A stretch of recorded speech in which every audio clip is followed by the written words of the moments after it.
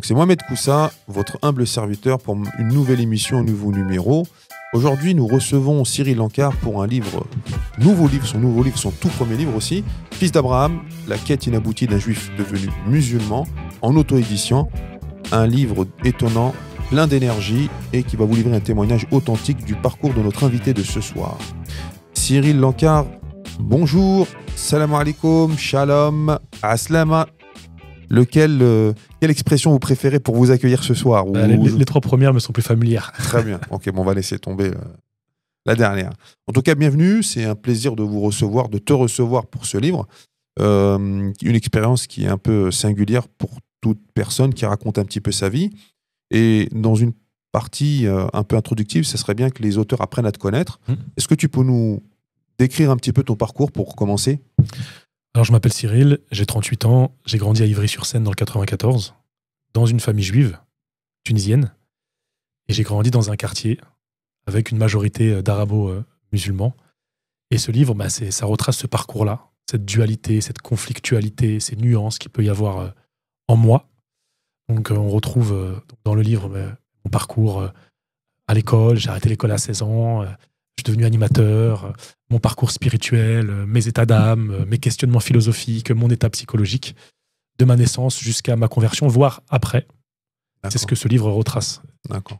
Donc beaucoup d'épisodes et de péripéties. Donc c'est un livre vraiment à lire, une espèce de Tom Sawyer des temps modernes.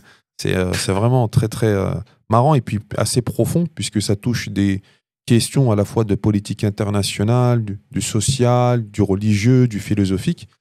Dans cette partie justement de l'émission, on va voir le livre comme objet d'écriture et comprendre comment ce livre a été construit. Donc une première question, sur le temps d'écriture, ça t'a pris combien de temps? 10 mois. 10 mois. Mais j'ai écrit entre 1 et 4 heures par jour. Un acharné. Et c'est quelque chose que tu avais l'habitude de faire ou pas? J'écrivais des textes, des poèmes depuis tout petit, mais écrire un livre, non. Mais une fois que j'avais le fil conducteur, la ligne directrice, les chapitres, que je savais où je voulais aller, c'est bon. C'était bon. Ouais. Et est-ce que ça, c'est la version que tu avais déjà prévue dès le départ? La version qu'on a actuellement et qu'on peut tous se fournir sur Amazon ou sur les plateformes. Commandez-les chez le libraire du coin, c'est mieux. Ça fait travailler un petit peu tout le monde. Et si vous n'avez pas le choix, bon, il vous reste les autres. Ouais. Non, ça c'est au fur et à mesure. À force d'écrire, tu reviens dessus, tu repasses, tu t'améliores, tu fluidifies, tu changes des choses, tu changes des chapitres, tu mets celui-là avant l'autre. Et dès que le livre était fini pour moi, quand je me suis relu, je me suis dit « Ah non, c'est pas possible, il faut tout reprendre ». J'ai tout repris, mot après mot, phrase après phrase. Je me suis pris la tête sur des tournures de phrases. Je me suis tiré les peu de cheveux que j'avais. Ah ouais. Et justement, pour quelqu'un comme toi, tu disais dans l'introduction que tu avais arrêté l'école à 16 ans et que tu n'étais pas vraiment scolaire, écrire un livre, c'est quand même quelque chose de spécial dans cette configuration. Ouais, alors j'ai commencé tôt à écrire. Au début, j'écrivais des poèmes à l'âge de 13 ans, puis après 15 ans, des slams. J'ai toujours eu un rapport avec l'écriture, tout en faisant plein de fautes d'orthographe. C'est venu tardivement, la maîtrise de l'orthographe. Mais j'ai toujours aimé écrire, j'ai eu une facilité pour ça. Et donc, comme j'ai beaucoup lu à côté aussi, oui, on va le voir exactement. Ça m'a facilité le chemin vers l'écriture. Et le style du livre, bon, moi j'ai trouvé ça vraiment très dynamique, un enchaînement, on n'a pas le temps de s'ennuyer. Quel style, toi, tu voulais adopter dès le départ ou qu'est-ce que tu as voulu offrir à ton lecteur? Je voulais pas le laisser respirer. Ah oui, ça, je peux te garantir qu'il faut le lire avec de la Ventaline ou un défibrillateur automatique à côté. Non, je voulais pas que ce soit une balade, je suis sur la plage, je lis un peu, ça me fait rien. Je voulais vraiment l'amener en une histoire de l'eau de rose. Ouais, voilà, cool. Je voulais qu'il y ait des rebondissements, qu'ils soient touchés, qu'ils soient percutés, qu'ils se questionnent. Donc moi, j'ai une méthode qui s'appelle 3P, enfin une méthode 3P, c'est insister sur la poésie, pour les figures de style, la beauté des mots. Le deuxième P, c'est philosophie, pour faire réfléchir le lecteur à travers chaque anecdote qu'on propose, enfin que le livre propose, il y a un questionnement existentiel plus important. C'est-à-dire derrière ce qu'on vit de singulier, il y a des choses universelles. Ouais. Et puis le troisième P, c'est la dimension psychologique, mettre en lumière tous les conflits qui peuvent nous habiter, les conflits de loyauté, les nuances, les contradictions. Et avec ces 3 P-là, je pense qu'on peut dynamiser un texte. Oui, c'est très bien fait en tout cas, parce que moi, les 3 P, je les ai bien vus. Et c'est ça qui m'a permis de préparer mon émission. Et question que je pense que tout le monde peut se poser, tu y réponds déjà au début de ton ouvrage. Pourquoi avoir écrit ce livre? Après le 7 octobre, il y a eu une rupture avec mes parents. On ne se parle plus. Donc le 7 octobre, qu'est-ce qui s'est passé pour rappel? Le Hamas qui a attaqué Israël. Israël a répliqué, détruisant la bande de Gaza. Et comme il y en avait des divergences d'opinion et qu'à un moment, je me suis exprimé sur Facebook avec un peu plus peut-être d'authenticité, de sincérité, moi aussi de virulence par rapport à tout ce que je lisais. Oui. C'est-à-dire que toi, tu n'as pas été dans le courant facile, identitaire de celui de la communauté juive. Oui. Tu as indiqué clairement ta position officiellement et là, ça t'a valu la famille une rupture. Ouais. On a un bon moment. Et puis j'étais salarié, je suis devenu entrepreneur et j'avais un directeur qui était un vrai pote avec qui je pouvais vraiment parler. Il n'est plus là. Et j'ai d'autres personnes de mon entourage qui changent, qui partent. Suite à cette publication? Non, pas du tout. C'est un concours de circonstances. Ouais. Tout est arrivé en même temps. C'est la loi des séries. D'accord, c'est ça. Et je me retrouve seul chez moi et j'ai envie de me comprendre. Je me dis, mais comment une famille laïque, athée, qui faisait Noël, qui se questionnait pas du tout sur la religion, a pu prendre des chemins aussi divergents? Ouais. Et pour ça, j'ai dû rembobiner le fil et écrire. D'accord. C'est quelque chose d'exutoire, alors tu as voulu... Tout à fait, une thérapie. D'accord. En tout cas, c'est très bien fait. Moi, je ne cesserai de le rappeler. Si ceux qui disent « Oui, mais Mohamed, tu répètes », oui, je vais répéter encore que c'est bien fait. Pour écrire ce livre, tu as eu besoin de certaines références, évidemment. Quelles sont les principales connaissances intellectuelles et chez qui tu les as puisées? C'est-à-dire, quand tu dis connaissances pour... Tes références intellectuelles. Les livres de base, vraiment, sur ta pensée.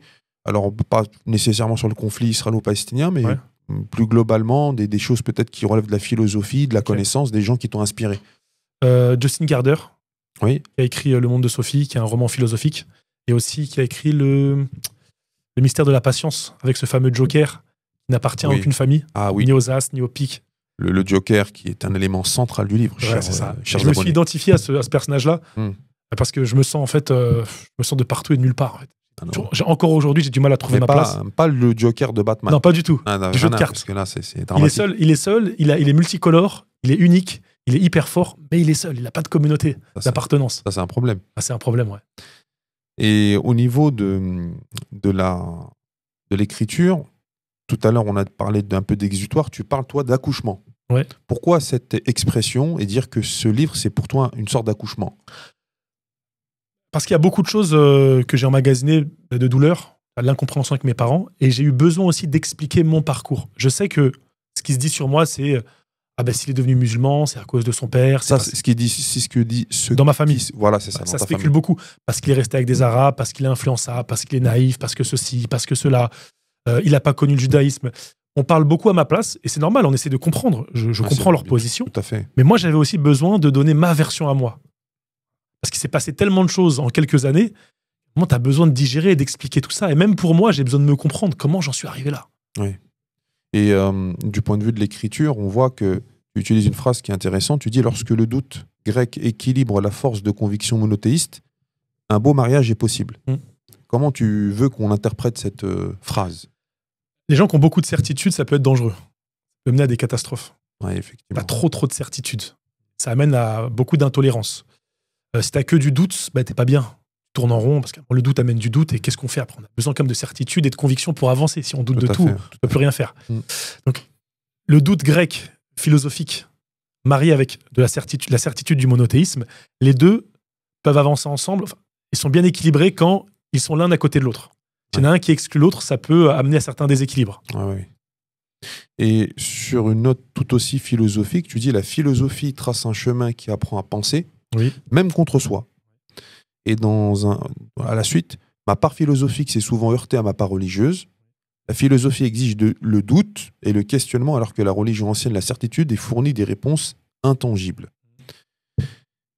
Et après, plus loin, tu dis « Lire pour la lecture est le meilleur moyen d'infléchir ses certitudes, de nourrir ses imaginaires, d'ouvrir des perspectives et développer ses connaissances. » Et la lecture, qu'est-ce que ça représente pour toi? Pour moi, la lecture, c'est un toc, c'est un dogme, c'est presque une religion. En fait, ça m'a ouvert des portes, ça m'a ouvert l'esprit. Quand j'arrête l'école, avant d'arrêter l'école, vers 15 ans, je me rappelle, mon frère vient avec des livres chez moi, 7 dont Les souffrances de John Werther de Goethe, et il m'explique qu'il y a eu une vague de suicides après ça. Stefan Zweig, le joueur d'échecs, il m'explique aussi, le joueur d'échecs, qu'un prisonnier est devenu fou, a trouvé un manuel d'échecs. Et ça me questionne, ça me fascine, et je me suis jamais arrêté de lire 1 an et demi, pour être sincère, entre 15 ans et aujourd'hui j'ai 38 ans. Et ça m'a reconstruit, ça m'a ouvert des portes, ça m'a donné de la reconnaissance aussi. Donc c'est hyper important pour moi, la lecture. Il y a des livres que tu cites.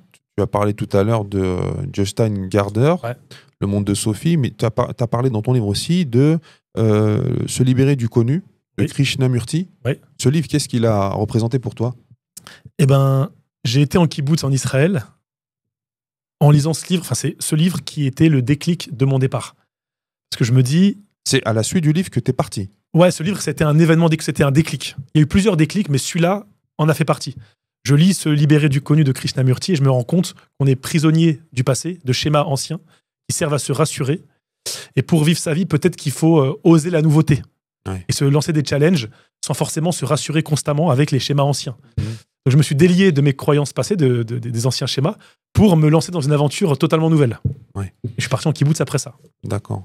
Et il y a un autre auteur que tu cites et qui est plus proche de nous, puisqu'on connaît un petit peu sur les réseaux, c'est Nabil Samni, Oui. avec son livre T'attends quoi? Oui.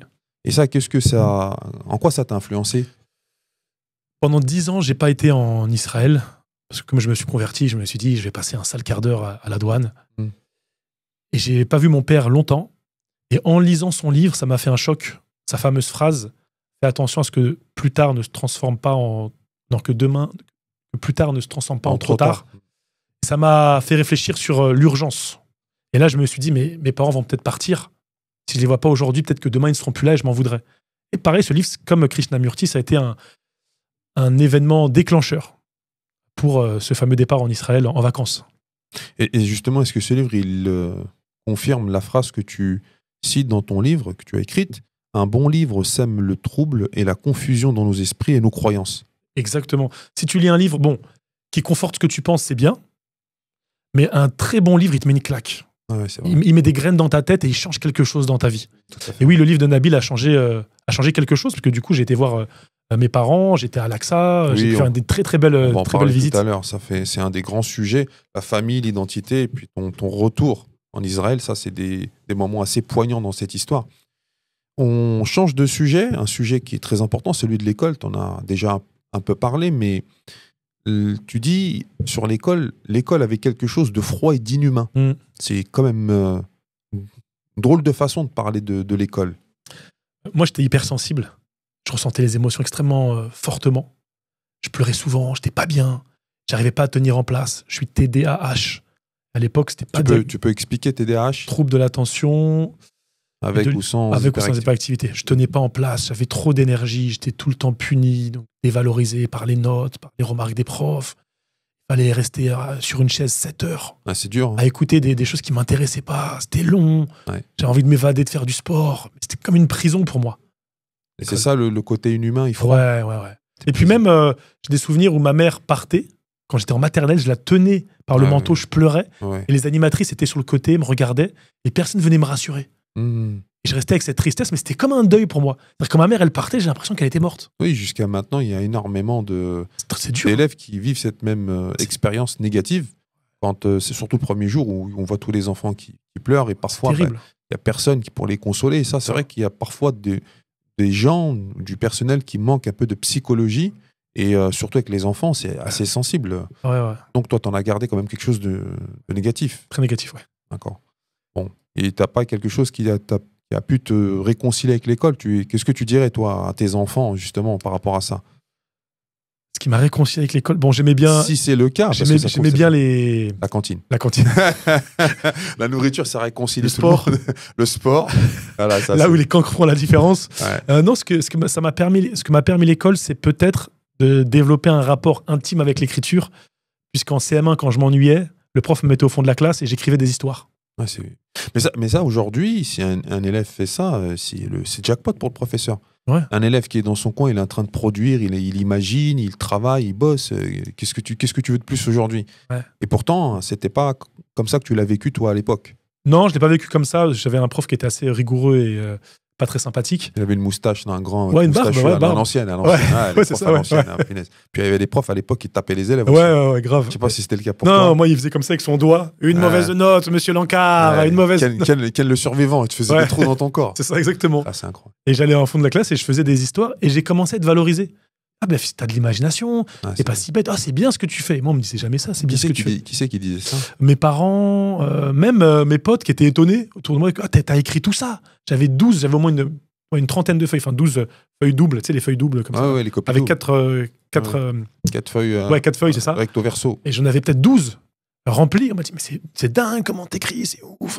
Ah, t'as de l'imagination, c'est bien. Et ça t'a motivé. Ah bah oui, ça m'a valorisé. J'existe. Ah ouais, j'ai aussi de la valeur, j'ai aussi des compétences. Je sais faire ça, c'est trop bien. Et ça, même pour les parents, c'est quelque chose de très important à faire. Quand vos enfants viennent avec une production, un dessin, une histoire, une phrase, premier truc, c'est félicitez-les. C'est ça. Voilà, mais c'est super, comment t'as fait ça? Le dessin, la couleur. Et après, si vous avez des éléments pour pas le corriger, mais plutôt le faire évoluer, vous lui dites dans un second temps. Mais d'abord, il faut accueillir la production. Exactement. Et du côté artistique, tu es influencé, j'ai vu dans le livre, par pas mal de choses, et notamment Kerry James. Ouais. Qu'est-ce que ça représente pour toi, Kerry James? Qu'est-ce que tu aimes bien chez lui? Moi, le Kerry James hardcore de l'époque, j'ai pas trop connu. Par contre, en 2001, quand il sort son album Si c'était à refaire, dans les quartiers, c'est une onde de choc. Les morceaux, ils sont poignants, ils sont touchants, j'ai l'impression qu'il parle à mon cœur. Et surtout, il arrive à un moment où il y a le 11 septembre. Oui. Et c'est une période où tout commence à changer. On est passé à autre chose dans l'histoire. Ouais. En France, dans les quartiers, au niveau aussi international. Il arrive à ce moment-là, une période très spéciale, très chargée en émotions. Et c'est ce côté-là qui t'a attiré chez lui? Ouais, les textes, la puissance des textes, la poésie, le côté trip, je parle à ton cœur, ça m'a beaucoup, beaucoup marqué. Très mélancolique. Et vous avez un autre point commun. La conversion? Bah oui, lui aussi, il est issu d'une famille qui n'est pas musulmane et puis il s'est converti par la suite. Bah lui, il a laissé en tout cas, il m'a laissé un bon souvenir de l'islam quand il en parlait. J'avais une bonne image de l'islam en l'écoutant par rapport à ce que je voyais autour de moi. Ouais. Et ouais, ça, il a peut-être contribué à construire une image positive de l'islam. Ce qui n'est pas toujours facile. Ouais. Un autre artiste que j'ai découvert, enfin non, je n'ai pas découvert dans le sens où je ne connaissais pas, mais on va dire qui donne un peu du sens à ton travail, c'est Grand Corps Malade. Ouais. Tu dis, j'ai eu un coup de foudre. Ouais. Pourquoi le coup de foudre? Parce que moi, j'écrivais des textes, mais le rap me convenait pas vraiment. Je me sentais pas bien T'avais essayé avec ce style, j'arrivais pas. Et mon frère, le jour de mon anniversaire, me dit j'ai découvert quelqu'un, tiens, donc il m'offre un CD. Et là, je l'écoute et je me dis, mais ça me correspond. Et mon frère me dit, je te vois bien faire ça. Et je l'écoute. Je vais sur Internet, je trouve un site, le slam.org. Et là, je vois qu'il y a des scènes slam partout dans Paris. Tu peux expliquer le slam, qu'est-ce que c'est? Slam de poésie, à la base, ça veut dire claquer, jeter les mots, et chelem de poésie aussi. Mark Ellis Smith a inventé ça en 85, il trouvait les scènes ennuyantes de poésie longue. Il a mis un cadre, tout le monde peut passer. 3 minutes maximum de temps de parole, pas plus. Le public choisit par des notes qui repassent, démocratique. Pas d'accessoires, pas de musique. Pas d'artifice. Pas d'artifice. C'est une poésie populaire où ça crie, ça jette les mots, le public tape des mains, on met des notes à la 1, à la 2, à la 3, et puis à la fin, en fait, tu gagnes rien. C'est juste le plaisir de partager. C'est vivant, c'est du partage en communauté. En fait, ce que fait Grand Corps Malade, ça s'appelle du spoken word. C'est plus vraiment du slam. Ouais. On fait pas un CD de slam, normalement. Il est passé à une autre étape. C'est ça. Mais comme il gagnait tout dans le slam, je crois qu'une maison de disques est venue le chercher pour mettre en musique ses textes. Ouais. Moi, je découvre le slam et je vais sur scène et là, ça change tout. 3 à 4 par semaine. Après, je fais des ateliers slam et du slam à l'art-thérapie, la prise de parole, élève ta voix, etc. Et tu faisais ça bénévolement, c'est-à-dire que vous ne gagnez pas forcément de l'argent, des choses comme ça. Non, tu vas dans des bars. Pour le plaisir de le faire, quoi. C'est ça. Et après, j'ai fait des ateliers slam où je me suis fait payer, par contre. Oui, ça, c'est une activité annexe après, grâce à ton expérience. C'est ça.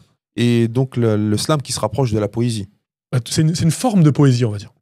Plus poésie urbaine, moderne. Et au niveau de la poésie, tu en parles énormément. Tu as dit que c'était quelque chose qui te touchait particulièrement. Ouais. Un poète particulier ou un style de poésie? Alors moi, je suis très rap. Du coup, si tu me dis poète, je vais te dire Rof, je vais dire Nesby, je vais dire Kerry James. C'est pas les poètes à qui on classique. Ah non, ça m'ennuie. La poésie classique, elle m'ennuie. J'ai essayé de m'intéresser pour dire, bon allez, je m'intéresse à Rimbaud. Ça doit y avoir de la beauté quelque part, j'arrive pas à la voir. Alors peut-être que c'est moi le problème, c'est pas Rimbaud, c'est sûr. Oui. Mais ça me touche pas. D'accord. Là, si t'es pas touché, c'est pas le problème. Et puis, bon, on va redescendre d'un cran. Là, quelque chose qui, moi, m'a beaucoup frappé, parce que ça, c'était une référence internationale, c'est Dragon Ball Z. Ouais. Dragon Ball Z, d'ailleurs, tu en parles au moins 3 fois dans ton livre, comme référence. Donc moi, je me suis dit, c'est bizarre qu'il parle de ça. Ouais. Mais Dragon Ball Z, et tu parles du rap, de la Ouais. poésie, de la lecture et tout ça. Et le monde du manga, c'est quand même quelque chose qui a façonné ton enfance. Ouais. Alors, tu peux nous en dire un petit peu plus sur ce sujet, Tous les mercredis, moi, je regardais Dragon Ball Z assidûment. À l'époque, tout le monde était à fond sur le dedans. Club Dorothée, Club Dorothée, avec exactement. le Jackie Show et C'est ça. Dorothée et Exact. Corbier. Exactement. C'est ça? Ouais, non, ça a marqué mon enfant. J'adorais regarder, acheter des cartes, des mangas. J'adorais Vegeta. Pourquoi Vegeta? Vegeta M parce que il lutte contre lui-même, il est nuancé, il est contradictoire. Pas comme Sangoku, bon, bah, il gagne facilement, c'est toujours le meilleur. Non, lui, il se bat toujours, il travaille dur. Il est un peu comme Cristiano Ronaldo. Ah ouais, Euh, ça s'arrête pas. Beaucoup d'orgueil. Et même quand il est M, quand Babidi essaie de Ouais. prendre contrôle de son esprit, bah, il n'arrive pas. Authentique, sincère. J'aime beaucoup Piccolo aussi, l'aspect réflexion, Ouais. toujours en train de penser, en train de donner des conseils, il entend tout, il sait tout. Non, c'est des personnages Il y a, qui m'ont il y a marqué. beaucoup de psychologie chez les personnages Ah, de bien manga. Et quand on a un œil comme ça un peu lointain, on n'a pas l'impression. J'ai l'impression juste que c'est des dessins animés, mais en réalité, les personnages sont très recherchés et ils ont vraiment des profils psychologiques développés. Ouais, bien sûr. Et heureusement qu'il y a ça, parce que sinon, si c'est que des Sangoku, bah, c'est pas marrant, quoi. Ah, bien sûr. Il est fort, il bat tout le monde, il se transforme. Toujours à le chaque bien fois. qui gagne. C'est ça, ouais. Ouais, tout à fait. Très bien, merci beaucoup pour cette partie un peu, on va dire, artistique, mais à tout point de vue. Et maintenant, on va s'intéresser à une autre partie qui concerne celle moins marrante de la politique. Ouais. Alors, la politique, évidemment, dans le livre, tu en parles, surtout dans le prisme du 7 octobre, avec cette attaque du Hamas par rapport à Israël. Et donc, tu donnes ton avis, tu donnes tes analyses, c'est assez intéressant. Et à un moment donné, tu dis, animaliser un peuple est un préalable à sa déshumanisation, puis à son anéantissement. Ça, c'est une phrase qu'on retrouve chez pas mal d'historiens qui ont analysé des situations pour expliquer justement comment un peuple il peut décider d'en décimer un autre. Et donc, toi, qu'est-ce que ça t'a fait quand tu as écrit cette phrase? J'ai vu des gens très gentils, humanistes, généreux, soutenir ce qu'il y a de pire. Dans ton entourage? Ouais. Finalement, l'autre, si c'est un juif ou un palestinien, pas grave s'il meurt. En fait. C'est un terroriste, c'est un sioniste. Il n'y a plus d'humanité. L'autre n'est plus rien, c'est un animal. Bah, il soutient le Hamas. On peut le tuer. C'est un terroriste en puissance. Ouais. Sans aucune compassion. Ces anathèmes, ou ces... Je sais pas comment on peut dire ça, mais ces termes-là qui englobent tout un tas de choses par l'éducation des médias, au bout d'un moment, ça retire toute réflexion de la part de celui qui va les penser. Dire, voilà, tel terroriste a été arrêté, et là, il y a tout un mécanisme qui se met en place. De dire, ah bah, c'est un terroriste, donc il n'a plus le droit à ceci, plus le droit à cela. Donc, il faut qu'on lui donne la punition la plus dure. Et puis surtout, pour justifier un châtiment collectif, il faut se donner bonne conscience. Ah ben, ils sont tous comme ça. Ah ben, c'est tous des sionistes. Ah, c'est tous des terroristes. La généralisation. C'est ça. Et du coup, on peut tous les tuer, vu qu'ils sont terroristes, qui soutiennent le Hamas. C'est comme des animaux. On peut les tuer et on peut même tuer les enfants. Ouais, et quand tu vois des gens tenir ce raisonnement, tu te dis, il y a des gens qui ont du sang sur les mains, mais il y a des gens qui ont du sang sur les idées. Oui, bien sûr. Ça, c'est tout aussi grave pour moi. Bien sûr. Et dans ton entourage, quand tu as vu ça, c'est ça qui a déclenché l'écriture. Ça m'a questionné sur l'humanité.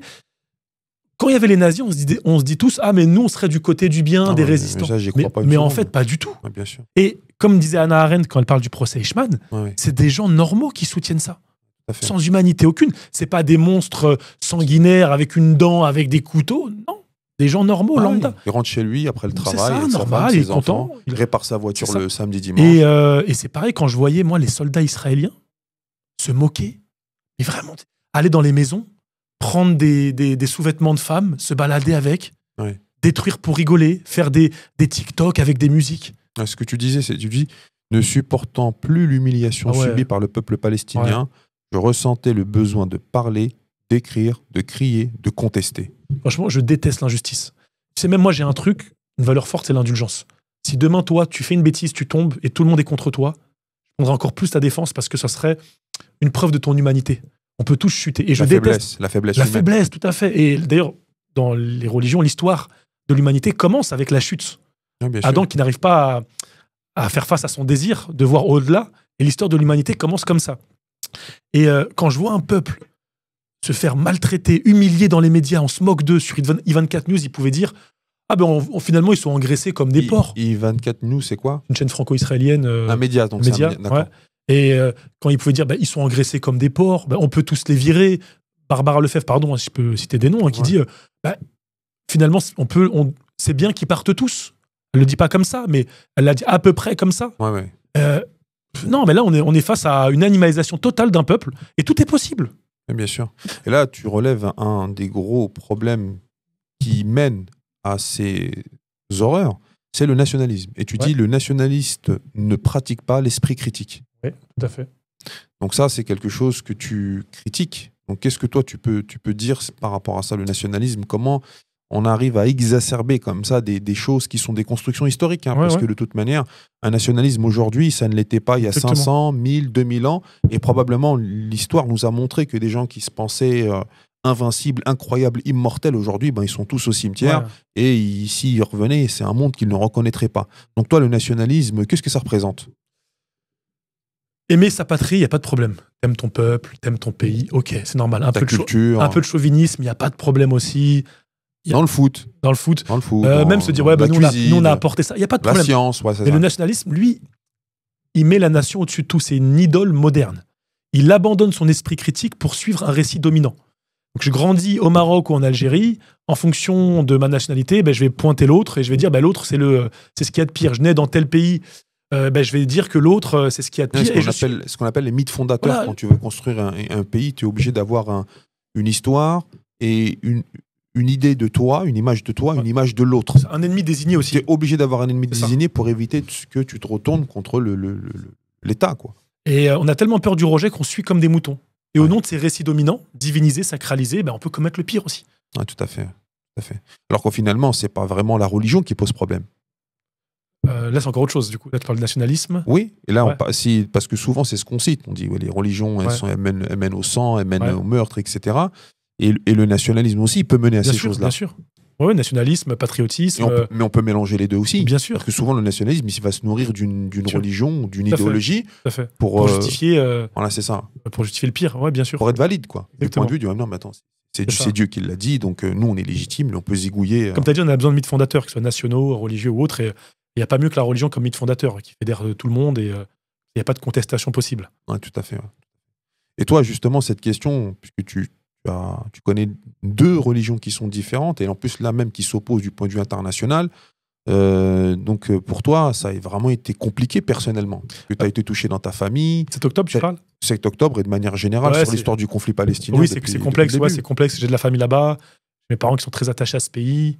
Moi, j'y étais attaché un long moment aussi parce que Israël répondait à un besoin identitaire. Quoi, moi je suis israélien. Ah bon? Ouais, je suis juif, je suis israélien. Finalement, tu vas là-bas et tu te rends compte que tu l'es pas vraiment. T'es un Français. En fait, t'es Français, ouais. Il fallait aller là-bas pour me rendre compte que j'ai aucun lien avec ce pays, ça n'a rien à voir. Donc je suis doublement touché.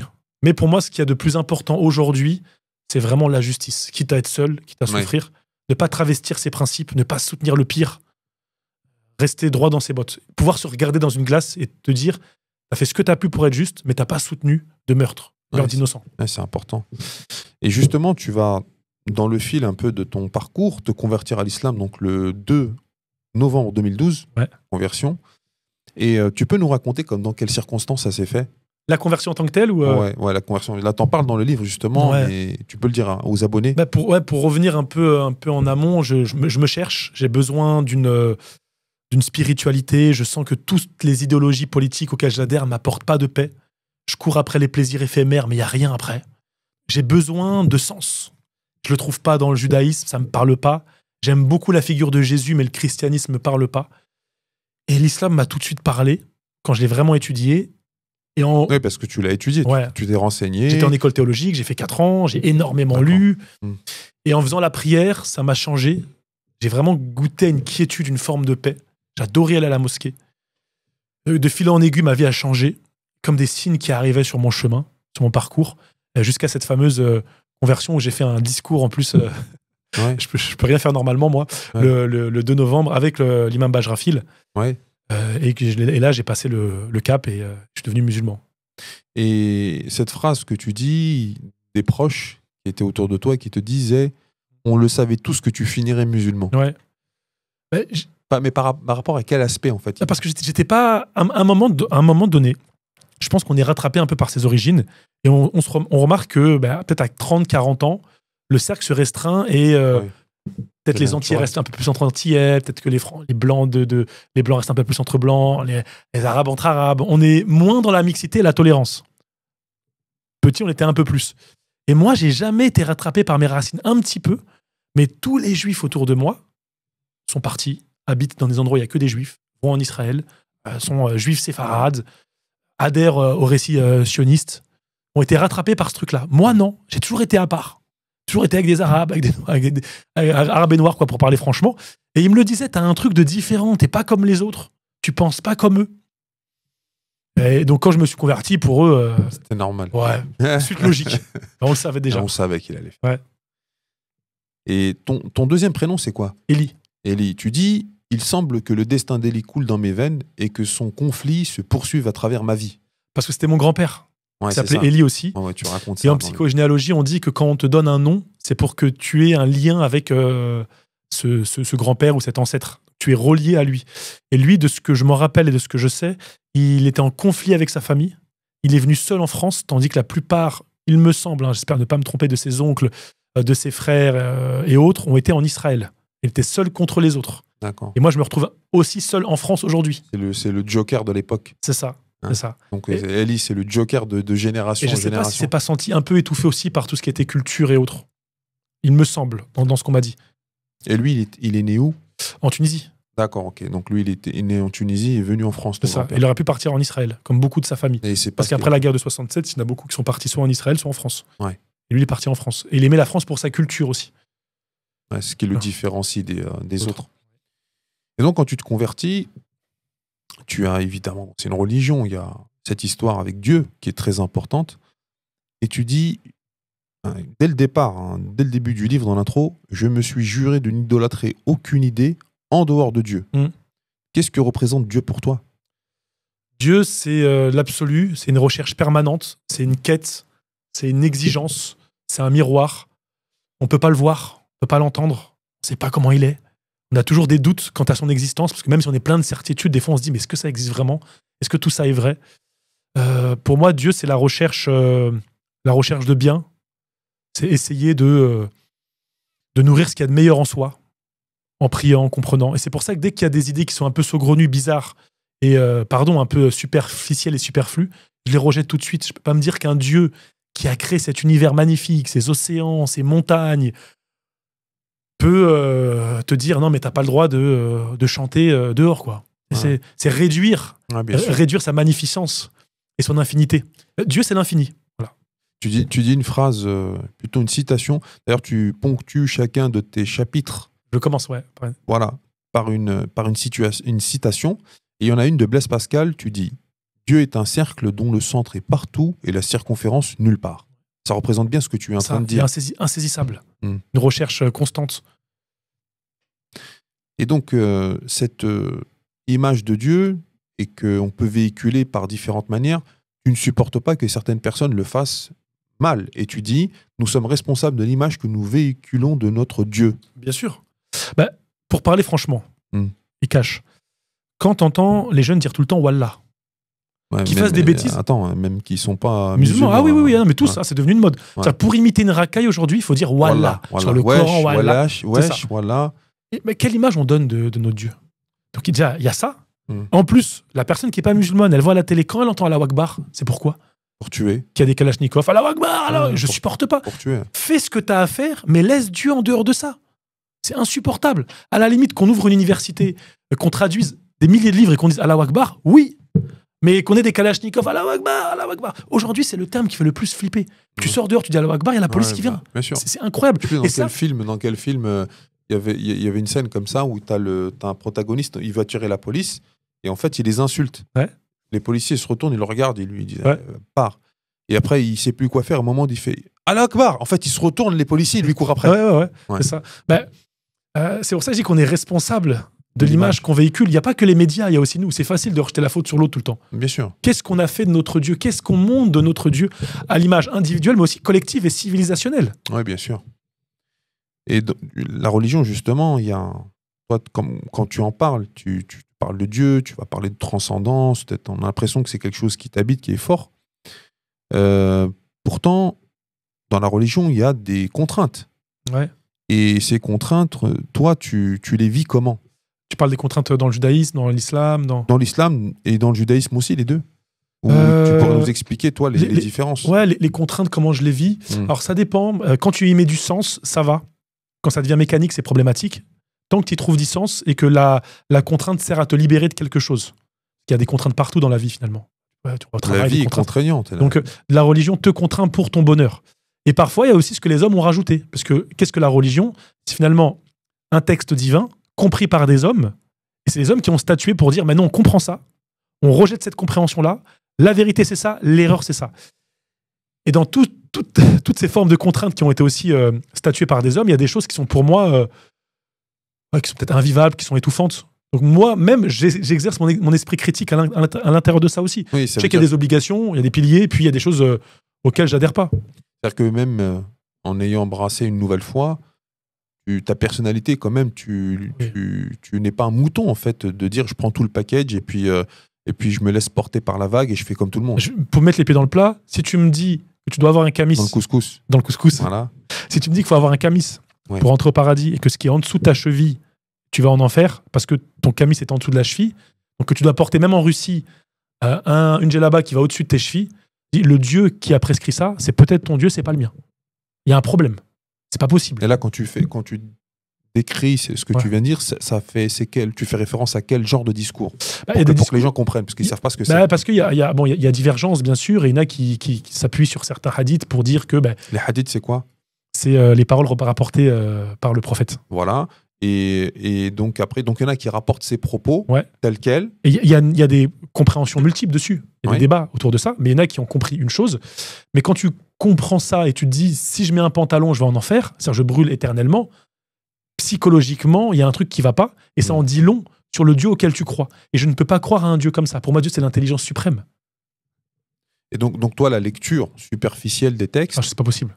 Voilà, ça te pose un problème. D'ailleurs, tu donnes un exemple qui est très intéressant avec une petite fille qui avait un bras dans le plâtre, et quand tu étais animateur, elle refusait de manger parce que c'était son bras droit qui était dans le plâtre. Donc, évidemment, elle ne pouvait pas manger. Et elle devait utiliser son bras gauche, mais elle ne le fait pas. Et quand tu es parti la voir, qu'est-ce qu'elle t'a dit?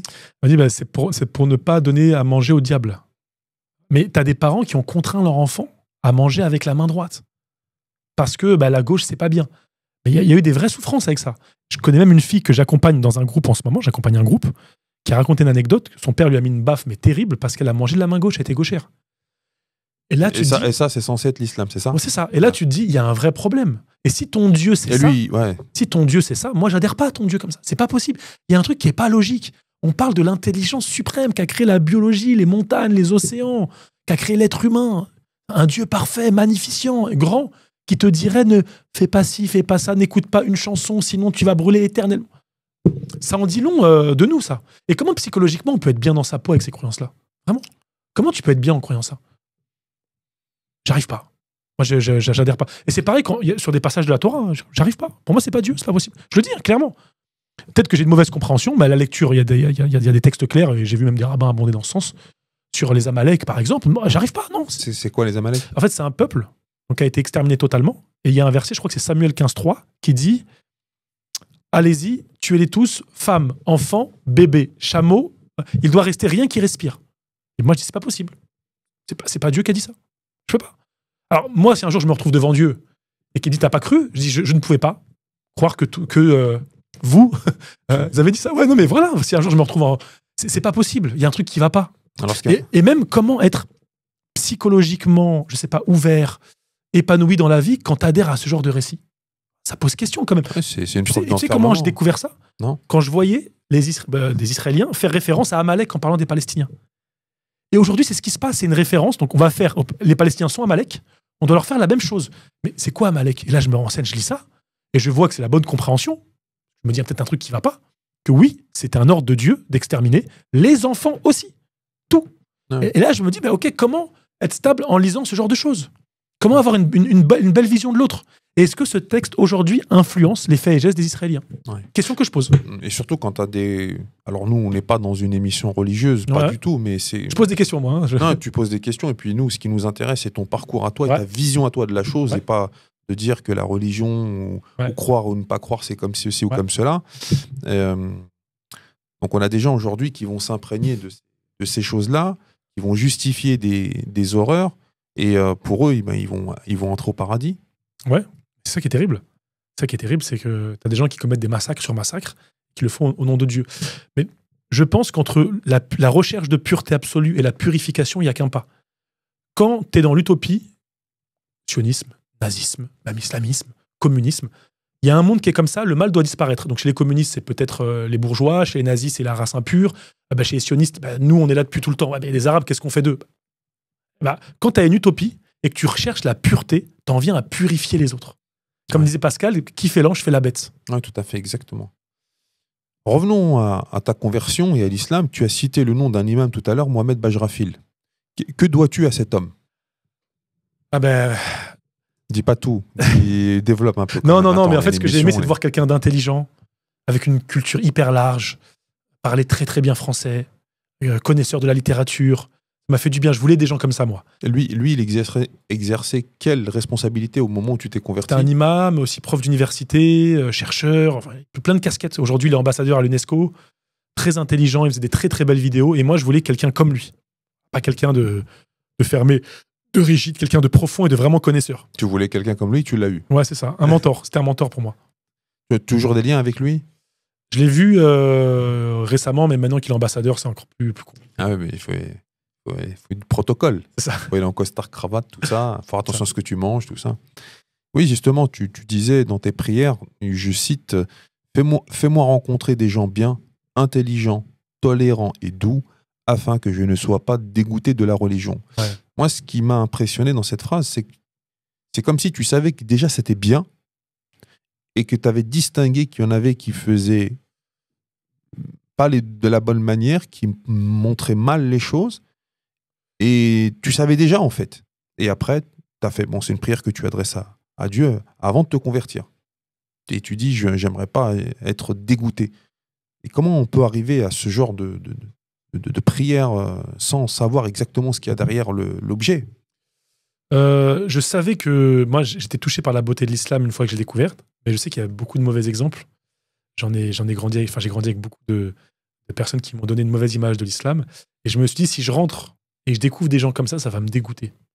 Donc si c'est vraiment le message divin, s'il te plaît, Dieu, fais-moi rencontrer des belles personnes. La crème de la crème. Pour que ça m'accompagne et que ça facilite ma transition. Et quelle a été l'influence du reportage sur Arte, sur les merveilles et les merveilles de l'islam? Je m'intéresse à l'islam, il y a plein de choses qui sont très belles que je découvre. Et quand je vois ce reportage, je sais pas, je suis vraiment touché au plus profond de moi. Je sens que Dieu existe. Et cette beauté architecturale de ces mosquées présentées, ces personnes qui parlent de l'islam avec tellement de piété, tellement de douceur, ça m'a fait quelque chose au cœur. Il y a un truc qui a switché à ce moment-là. C'est comme si je me rendais compte que Dieu existait. Mais vraiment, intérieurement. J'ai beaucoup pleuré, ça m'a vraiment marqué, touché. Et donc là, tu te convertis à l'islam, ta vie prend un autre tournant. Et maintenant, sur la famille. Ouais. La famille, qu'est-ce que ça représente pour toi? Qu'est-ce que ça représentait? Et après, avec l'islam, qu'est-ce que ça a changé? Ça représentait... j'ai toujours été un peu en marge dans ma famille, toujours été un peu discret, des opinions différentes, politiques, idéologiques et autres. Donc j'avais un rapport normal, mais un peu distant. Pas hyper proche non plus, mais proche. Avec l'islam, c'était la rupture. Ça a coupé quelque chose quand même. Ouais. Donc, ouais. Et à l'heure actuelle, tu as des contacts avec les gens? Oui, j'ai des contacts. Ouais, j'ai des contacts, on parle. Il y a toujours un peu de distance et de froideur par rapport au contexte géopolitique, mais je parle. Normal. Ouais. Tu es une sœur jumelle? Oui. Et tu as toujours des contacts avec elle? Ouais. Elle, j'ai un rapport... j'ai toujours un bon rapport avec ma sœur. Ça va être, même s'il y a des différences d'opinion et autres, toujours un bon rapport, ouais. Et par la suite, tu vas te marier. Ouais. Qu'est-ce que ça change, le mariage? En plus, tu t'es marié avec une musulmane. Ouais, marocaine. Alors, tu peux nous raconter un petit peu la vie, c'est comment, quand tu passes de toute cette éducation à vivre avec, partager ta vie, ton intimité avec quelqu'un qui est complètement différent? Je pense que là, c'est ma croyance. J'ai toujours été accompagné par Dieu parce que je suis tombé sur la personne qu'il me fallait. dont j'avais besoin. T'es obligé de dire ça parce qu'elle écoute. Pas que, au niveau caractère, Ah, elle m'accepte. Et tu sais, même Élève ta voix, ce que je fais aujourd'hui, c'est grâce à son frère. Alors, élève ta voix, tu peux nous expliquer ce Donc que c'est c'est un parce que organisme si de tu dis formation. on parle de mariage, tu dis élève ta voix, les Grave. gens ils vont dire attends, il est devenu musulman, c'est un radical et tout ça. Un organisme de formation en prise de parole en public. D'accord. Mais mon beau-frère est venu me chercher parce que j'avais déjà des formations là-dedans, des compétences et autres, pour faire ça. Et aujourd'hui, c'est ma passion, je suis vraiment dans mon truc. Et c'est lié à son frère aussi. D'accord. C'est pas un hasard que je sois tombé avec elle. D'accord. D'un point de vue professionnel, personnel. Non, elle m'a vraiment accueilli, très bien accueilli.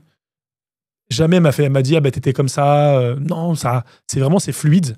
Après, il y a des différences de personnalité, d'éducation et autres. Mais ça, c'est comme pour tous les couples. Mais je suis tombé, je pense, sur la personne qu'il me fallait. Puis elle habite à côté de chez moi, dans le 94 aussi. Ah, c'est bien. Donc non, très bien. Alors, à un moment donné, dans le livre, tu racontes une histoire très émouvante. C'est quand tu retournes en Israël pour aller voir tes parents et tu dis quand j'ai ouvert la porte, nous nous sommes pris dans les bras, presque comme si nous nous voyions pour la première fois. Ouais. Dans quelles circonstances tu avais vécu cette expérience? Qu'est-ce qui s'était passé avant? Je vais en vacances, je les vois, ça fait longtemps que je vais chez eux, donc je dors chez eux. Et là, pendant un petit moment, il n'y a plus la tension islam, pas islam, judaïsme. Je redeviens leur fils sans tous ces trucs-là. Pendant un petit moment, parce que c'est un petit peu revenu. Et je me dis, ça me fait du bien d'avoir des parents, en fait, de voir ma famille, de rigoler. Je ne savais plus ce que c'était, ça. Ça m'a beaucoup ému et touché, de revivre ça. Sinon, c'était que du conflit et de la rupture. Il y a aussi cette particularité quand des gens se convertissent, peu importe, hein, et en fait, ils vont tout ramener à cette nouvelle conversion, et ça fait qu'ils créent une rupture avec leur famille. Donc, dès qu'il y a une discussion, un comportement, on mange, on est à table, faire les courses, ils vont systématiquement, moi je touche pas ceci, moi je parle pas comme ça, et on perd le côté humain en fait. Ouais, c'est ça. Et on prétend aussi dire, enfin, pour ceux dont c'est le cas, c'est une religion universelle, humaniste. Ouais. Mais les gens ne le voient pas en fait, ne le voient pas dans le quotidien, dans la relation, dans la discussion.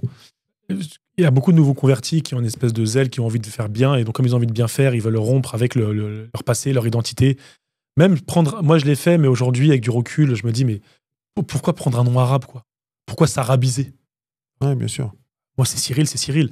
Alors ça m'a arrangé parce que mon deuxième prénom c'est Eli. Ouais. Eli c'est Ilyes. Ouais. Avec ma tête, si je dis Cyril, ah bon, t'es pas d'origine machin, tu viens d'où? Si je suis un peu tunisien, mais pourquoi Cyril? Ah juif, ah machallah, le frère, raconte-moi ton histoire et tout. Je deviens, tu sais, un objet de une foire, moi tout seul. Et donc oui, on manque d'éducateurs, je pense, d'éducateurs qui connaissent le contexte.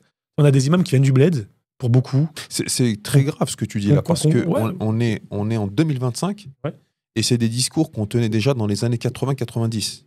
Alors peut-être que ça s'est amélioré, je ne vais pas le dire. Je pense que ça s'est amélioré parce qu'il y a des jeunes qui ont pris le... Sûrement. Mais si toi, encore aujourd'hui, tu dis ça, c'est quand même un peu grave. Alors non, j'étais quand même accompagné, mais on manque quand même de pédagogie. Enfin, les discours du vendredi, c'est à des années-lumière. Moi, je me rappelle un jour d'un imam qui avait parlé d'une chanson de Caris et de Lafouine. Je me dis, enfin, il parle de quelque chose qui nous parle à nous. Quotidien, quoi. Il parle notre langue. Chaque prophète est venu avec la langue de son peuple. Moi, quand tu parles arabe, déjà, je me sens discriminé. Je comprends pas. Ouais. Enfin, tu parles notre langue. On est en France, parle-moi français. Ouais. Parle ma langue. On parle notre langue. Et après, quand c'est traduit, c'est approximatif. Donc nous, on a soif de nourriture spirituelle et de connaissances. Et on se retrouve avec des trucs... toujours la même chose, quoi. Personne ne me parle de livres, de bibliothèques, de comment me repérer dans la vie, d'orientation, de gens qui connaissent le terrain. Et c'est pareil avec nos parents. Je pense qu'on manque d'éducateurs spirituels. Alors encore plus quand tu tombes sur des groupes qui sont déjà en rupture dans leur idéologie. Ouais. Alors là, mec, il arrive, il change de prénom, il se met une barbe, une djellaba, il fait plus ça c'est Koufar et tout. Mais t'imagines le pauvre papa Christian du Nord qui serait avec son gros bide et qui voit son fils. C'est quoi ton truc, quoi? Des caricatures, ça reste des caricatures. Très bien. Et cette conversion, par rapport à... Là, on a parlé de la famille, mais par rapport à tes amitiés, tes amis, les personnes que tu fréquentais, qu'est-ce que ça a changé dans ton quotidien? Il y en a qui, pour beaucoup d'arabo-musulmans, j'étais vu comme un héros, quoi. Cyril, le juif qui s'est converti, waouh, magnifique, quoi. Machallah, le frère. Je déteste qu'on dise machallah. Je dis aux gens, tu sais pas ce que je vis, comment c'est dur. Je sais pas, il a été guidé par Dieu, il a vu... Mais tu peux comprendre que ça fait plaisir aux gens. Ça fait plaisir, mais il faut rester mesuré. Il y a des parcours de vie, on ne sait pas. Il y a beaucoup de gens qui rentrent et tout le monde crie, mais on ne sait pas combien de temps ils restent dans l'islam. Bien sûr. Faut juste rationaliser, pas être dans le truc de la dopamine. Ouais. On ne sait pas comment ils rentrent, comment ils sortent, qu'est-ce qu'ils vivent. Mais c'est un peu la caractéristique de notre époque. C'est-à-dire qu'aujourd'hui, il y a tellement de sollicitations, notamment par les réseaux sociaux, et avec des vidéos où tu rigoles toutes les 3 secondes, c'est encore quelque chose d'excitant de plus de voir quelqu'un qui fait un peu comme toi, tu pensais différent, qui au final, un peu comme toi, tu as l'impression que toi, tu étais dans le bien quelque part. Ouais. Donc ça peut se comprendre. Ça peut se comprendre, oui. Ouais. Après, bon, là, les réactions des gens, je pense que c'est toujours un petit peu le problème. Et avec tes anciens amis, plutôt qui n'étaient pas musulmans, comment c'est devenu? C'est pareil, mais j'ai pas beaucoup d'amis qui n'étaient pas musulmans. Ils ont grandi en quartier aussi. Il n'y a rien qui a réellement changé. Hein. Ouais. Et plus globalement, l'amitié, qu'est-ce que ça signifie pour toi? L'amitié. Parce que tu racontes des histoires, justement. C'est un thème, hein, je pense, de ton livre, où tu cites des personnes comme Kader, par exemple, ou David, le dragueur de Juan-les-Pins. Un peu on dirait David et Jonathan, pour ceux qui connaissent la référence. L'amitié, c'est les bons moments, c'est les moments inoubliables. Plus on grandit, moins il y a d'amis, en fait. Plus on vieillit, il y a des connaissances, il y a des amis, mais ça tend à disparaître. Donc pour moi, l'amitié, c'est aussi relié au passé, à l'adolescence, aux souvenirs impérissables qu'on a pu passer ensemble, au moment où on a pu se soutenir, où on a fait des bêtises. C'est ces souvenirs qu'on a créés et qui restent avec le temps. Ils ne sont pas emportés par le temps. Ouais, tout à fait. Et les amitiés plutôt féminines, qu'est-ce que tu en as gardé comme apport, qu'est-ce que ça t'a apporté, toi? Les amitiés féminines, c'était plus des femmes avec qui on peut parler plus profondément. Comme moi, je suis un hypersensible, j'aime bien parler vraiment. J'aime pas le superficiel. J'aime bien les vraies discussions. Je sais pas si tu connais Kamel l'Ancien. Oui, bien sûr. Et Grigny. Il habite à Aucam-la-Bicêtre, mais il faisait du grappin lapin. Un jour, il rigolait on était avec un autre frère pendant le ramadan, et je lui disais, tu sais qu'à un moment, j'ai eu une copine, et je lui disais, viens, on va au bord de la plage, on discute et on pleure. Et il était explosé de rire, et il a raconté. Et je dis, moi, je suis comme ça. J'aime bien discuter les vraies discussions existentielles, métaphysiques, où tu regardes le soleil se coucher, et tu te dis, mais qui suis-je finalement? Et t'es en train de pleurer, tu vois. Et avec les amis féminines, c'était plutôt ça. C'est-à-dire des discussions profondes, vraies, sincères. Moi, j'aime bien les vraies discussions. C'est important pour moi.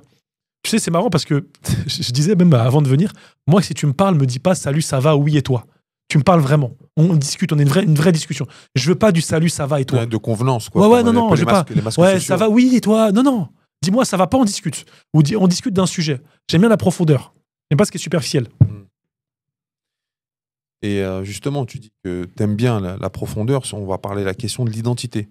Ce que certaines choses représentent pour toi et ce que toi, tu représentes aussi.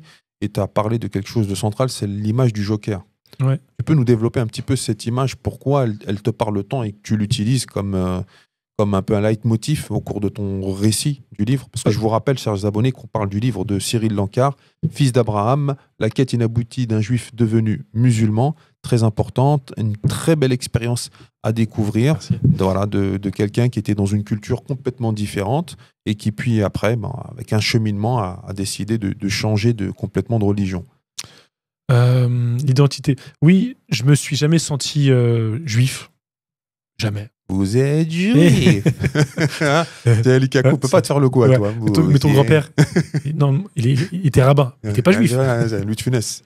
Et jamais bien, enfin pas jamais bien, mieux avec les arabo-musulmans, mais pas dans l'orthodoxie, pas dans le courant majoritaire. Aujourd'hui, je reprends la phrase de Youssoufa, la religion, pourquoi pas, mais la foi c'est mieux, et la plupart des religieux t'éloigneront de Dieu. Des fois, quand on me parle de religion avec les musulmans, je me sens pas à ma place, je me sens pas bien, c'est pas l'image que j'ai de Dieu, c'est pas l'image que j'ai de la religion, je me sens décalé. Et du coup, je me sens ni de l'un ni de l'autre. Mes origines tunisiennes, j'ai pas vraiment de lien avec la Tunisie. Oui, je me sens français, mais je sens qu'il y a un petit truc. Comme il dit dans Les Trois Frères, là, pour parler de la queue de cheval, là, le black. Mais t'as bien un chromosome avec un couscous dans avec un couscous dans le chromosome, je sais pas quoi, dans les gènes. Donc, ni d'ici ni d'ailleurs, appartenir à aucun groupe, et le Joker, c'est le solitaire par excellence. Il est pas chez Trèfle, il est pas As, il est pas Carreau, il est seul, avec toutes ces couleurs à lui. Donc là, c'est ça, c'est un peu cette liberté que t'offre l'image du Joker. Et tristesse en même temps, parce que t'es seul. Ça aurait été confortable pour moi d'être juif pro-israélien, de suivre le reste dominant. Je vais en Israël, je vois mes parents, et les ennemis sont là, je me fais des amis, C'est simple. j'ai une famille juive. Et pourquoi choisir la complication? Je sais pas, c'est plus fort que moi. Je sais pas pourquoi. Et c'est pareil côté musulman. Des fois, je me dis, ça aurait été plus simple d'être comme certains potes que j'ai. Ben, j'ai la djellaba, j'étudie, j'acquiesce à tout. Je suis simple dans ma prière. Tu sais, je suis le converti un peu caricatural qui a fait ses études à Médine, qui a la petite barbe, tout ça. Et même ça, je suis pas comme ça, quoi. Donc, j'arrive jamais à me mettre dans un moule. Et des fois, je me dis, putain, je suis fatigant, quoi. C'est fatigant d'être comme je suis. Pas évident. Ouais. En même temps, c'est une forme de liberté. Et en même temps, c'est fatigant. Ouais, c'est fatigant parce que tu as l'impression que tu es souvent tout seul. Ouais, même politiquement. J'ai pu adhérer à des groupes un peu nationalistes, patriotes, anti-euro, tout ça. En même temps, je vais kiffer Hugo Chavez, tu vois, la gauche révolutionnaire, mais liée un peu au christianisme aussi, en Amérique latine, pas en Europe. Je les aime pas en Europe. Tu vois, donc je me sens un peu, je me dis, t'es quoi? Je dis, je sais pas, je suis souverainiste, peut-être gauche du travail, droite des valeurs, et encore, je suis un peu libéral aussi. Qu'est-ce que je suis? Je suis contre l'Union européenne, contre un peu dissident. J'aime bien les gens qui s'opposent. Ça me fait plaisir. Je leur donne ma voix parce que je sais qu'ils passeront jamais. Mais alors, t'es quoi alors? Je sais pas. Mélenchon, Marine Le Pen, ni l'un ni l'autre. Tu vois, moi-même, j'ai du mal à me définir. Ouais, c'est pas Donc, c'est complexe. Et moi, j'aime la complexité, j'aime la nuance. Et même chez les gens. Ouais, c'est ça, ce que j'allais te demander. J'adore la complexité, la nuance. J'adore les gens en conflit avec eux-mêmes. Je trouve c'est beau. C'est beau, c'est humain, c'est profond. Voilà, c'est ce que j'apprécie. Et après, par rapport à cette caractéristique de ta personnalité, est-ce qu'il y a ça t'a amené à faire des choses, à suivre des formations, des thérapies? Regarde, j'ai suivi des thérapies, j'ai inventé mon mouvement, la psychommunication. Ouais. Tu peux nous expliquer ce que c'est? Comme je suis formé dans le domaine thérapeutique et dans tout ce qui est art oratoire, à un moment donné, les gens qui venaient à mes stages de prise de parole en public me disaient « Mais Cyril, ça va au-delà. Là, on est sur la dimension psychologique, tu vas loin, tu parles du système nerveux, des parts de soi. » J'arrive facilement à mélanger différentes disciplines. Dès que je lis un livre où j'apprends quelque chose, j'arrive tout de suite à le remettre en place. Ça influence ma pratique. Et j'ai dû trouver un autre nom, psychommunication. Donc c'est un jeu de mots entre psycho et communication. C'est ça. Ouais. En fait, l'idée, c'est de se réconcilier avec les différentes parts de soi pour avoir une communication plus libre, de faire sauter certains verrous psychologiques, de mieux se connaître pour communiquer en étant bien avec soi, pour être bien avec les autres. D'accord. Pour dire assez vulgairement et rapidement. Et ça, c'est des ateliers que tu donnes, des formations? En présentiel, en distanciel, oui, avec Élève ta voix, justement. Et si les gens veulent te contacter par rapport à ça, comment ils peuvent faire? Instagram, Élève ta voix, ou le site internet, Élève ta voix. D'accord. Et ils peuvent, donc c'est ton média principal sur Instagram? C'est ça. Il y a Cyril Lancard, auteur, et il y a Élève ta voix. D'accord, très bien. Très bien, merci beaucoup pour cette émission. On a terminé. Je vous rappelle qu'on était avec Cyril Lancard, fils d'Abraham, la quête inaboutie d'un juif devenu musulman, en auto-édition. Donc faites commander le livre par votre libraire du coin. On peut le retrouver chez El Beina. El Beina, aux éditions El Beina, il est à Argenteuil, c'est ça? Il y a Risala aussi en Belgique, je crois qu'il est sur leur site. Et il y a la librairie Averroès de Créteil aussi qui en vend. D'accord. Donc si vous voulez pas passer sur Amazon, voilà, ce qui est compréhensible. Si vous voulez aller directement vous fournir, vous irez voir ces librairies. Sinon, vous pouvez faire commander aussi par votre libraire. Vous lui donnez la référence et puis il peut vous commander le livre.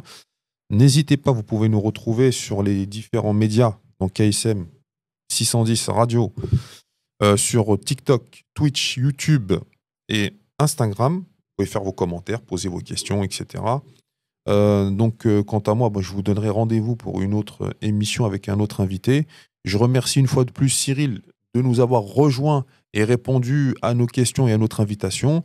Alors, un petit dernier mot, Cyril, pour nos abonnés. Qu'est-ce que tu pourrais leur dire pour les encourager à lire le livre?